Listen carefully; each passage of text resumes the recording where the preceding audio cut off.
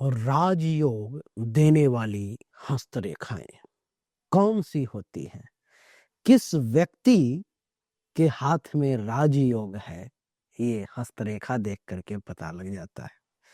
राजयोग जिसके हाथ में हो, जिसकी हस्तरेखाएं राजयोग वाली है, ये समझना चाहिए कि नेतृत्व और सत्ता के संकेत हैं उसके हाथ में। हस्तरेखा शास्त्र में राजयोग का अर्थ होता है ऐसे संकेत जो व्यक्ति को नेतृत्व, उच्च पद, सत्ता, प्रसिद्धि और सम्मान की ओर ले जाए। अब मैं आपको सत्ता और नेतृत्व से जुड़े प्रमुख राजयोग देने वाली हस्तरेखाओं को क्रमबद्ध तरीके से स्पष्ट करूंगा, एक एक करके बताने का प्रयास करूंगा। कौन सी होती है, क्या उसका निशान है। राजयोग के लिए आपके भाग्य का अच्छा होना बहुत जरूरी है।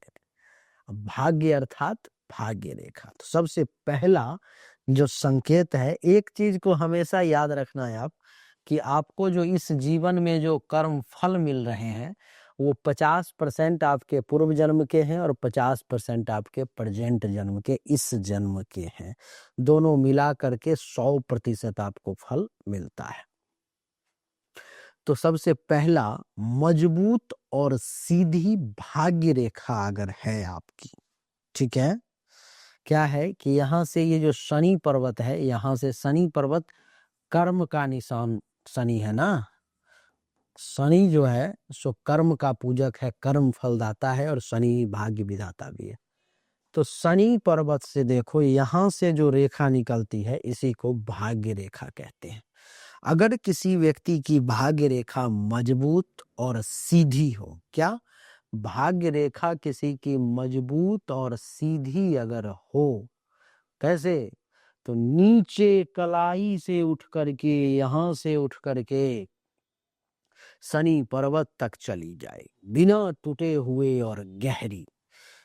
अर्थात ये जो रेखा आप देख रहे हो, यहाँ कलाई से उठा और सीधा बिना टूटे हुए शनि पर्वत तक पहुंच गया। तो यह दर्शाता है कि यह शासन, प्रशासन, राजनीति या बड़े पद का संकेत देती है। क्या यह शासन, प्रशासन, राजनीति या किसी बड़े पद का संकेत देती है? ऐसा व्यक्ति बहुत ऊंचाई पर में पहुंचता है। ठीक। दूसरा, अपोलो लाइन अर्थात सूर्य रेखा। ये जो क्षेत्र है, ये सूर्य क्षेत्र है। यहां से जो रेखा आती है, ठीक, सूर्य रेखा अगर स्पष्ट है, अनामिका अंगुली से नीचे तक जाए ये रेखा, ठीक है, जितना नीचे आएगा ये रेखा उतना बढ़िया रहेगा। तो यदि यह भाग्य रेखा से मिल जाए, जरा ध्यान पूर्वक समझना कि सूर्य रेखा अगर भाग्य रेखा से मिल जाए, तो जैसे आया और कहीं से यहाँ पर मिल गया या यहाँ पर मिल गया, यहाँ पर कहीं पर में भी इसको मैं एक नया कॉम्बिनेशन बना देता हूं। मान लो आप एक नई सूचना, सर्वशास्त्र संगम अंतर्राष्ट्रीय सम्मेलन होने जा रहा है अप्रैल में।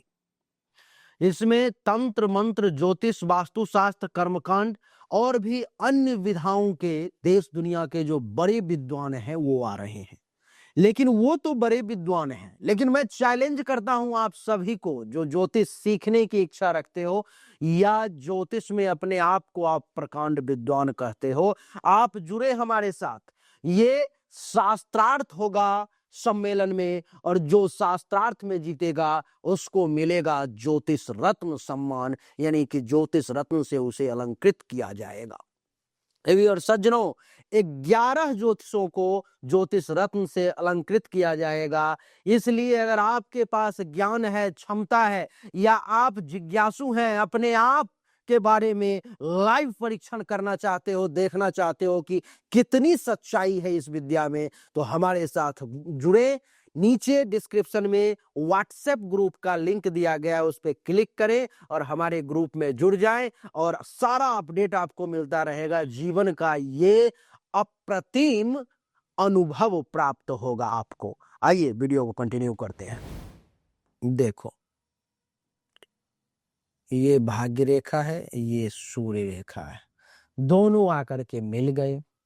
तो अगर मिल जाए तो ऐसे व्यक्ति को प्रसिद्धि, सम्मान और जनता में प्रभाव और सत्ता का योग भी बनता है। ये आपको समझना चाहिए, ये आपको जानना चाहिए। देवी और सज्जनों, तीसरी बात, मस्तिष्क रेखा और जीवन रेखा अलग अलग अगर प्रारंभ हो रहा है, मैं क्या कहना चाह रहा हूं कि दोनों रेखाओं में अगर स्पष्ट गैप हो तो समझना चाहिए कि स्वतंत्र निर्णय, साहस और नेतृत्व क्षमता है ऐसे व्यक्ति के पास में। ऐसे लोग आदेश देने वाले बनते हैं, पालन करने वाले नहीं बनते हैं। क्या कंडीशन है तो ये समझो। देखो आप, ये रेखा यहां से निकली और ये रेखा यहां से निकली, दोनों के बीच में गैप हो, दोनों सटा हुआ अगर नहीं है, अलग अलग स्पष्ट तरीके से दिखाई दे कि प्रारंभ हो रही है, तो ऐसे व्यक्ति स्वतंत्र निर्णय, साहस और नेतृत्व क्षमता वाले होते हैं। नहीं, और आपको बता दूं कि ऐसे लोग आदेश देने वाले बनते हैं, पालन करने वाले नहीं। आइए आगे समझें देवी और सज्जनों। शनि पर्वत अगर उभरा हुआ हो तो जैसे कि देख लो कि ये जो पार्ट है हमारा बीच वाले उंगली का पार्ट, ये हमने बताया कि ये शनि पर्वत है। ठीक है, शनि पर्वत है बीच वाले उंगली पर। अगर शनि पर्वत उभरा हुआ है, मध्यमा उंगली के नीचे का भाग अगर मजबूत हो तो ये समझना चाहिए कि प्रशासनिक शक्ति, अनुशासन और न्यायप्रियता मिलती है। ऐसा व्यक्ति राजा, मंत्री, आईएएस, नेता जैसे योग लेकर के जन्म लेता है और अपने जीवन में हासिल भी करता है। देवी और सज्जनों, अगर गुरु पर्वत पर में, गुरु पर्वत को समझ लें आप, ये जो क्षेत्र है ये गुरु पर्वत है, तर्जनी उंगली के नीचे।